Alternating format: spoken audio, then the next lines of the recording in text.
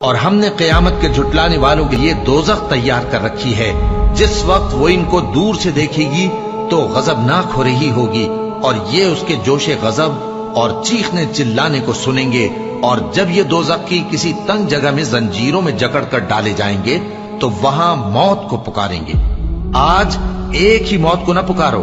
اور بہت سی موتوں کو پکارو، پوچھو کہ یہ بہتر ہے یا ہمیشہ کی جنت جس کا پرہیزگاروں سے وعدہ ہے۔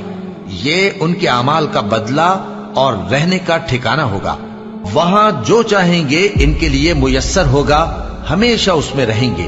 یہ وعدہ اللہ کو پورا کرنا لازم ہے اور اس لائق ہے کہ مانگ لیا جائے۔ اور جس دن اللہ ان کو اور ان کو جنہیں یہ اللہ کے سوا پوجتے ہیں جمع کرے گا تو فرمائے گا، کیا تم نے میرے ان بندوں کو گمراہ کیا تھا یا یہ خود گمراہ ہو گئے تھے؟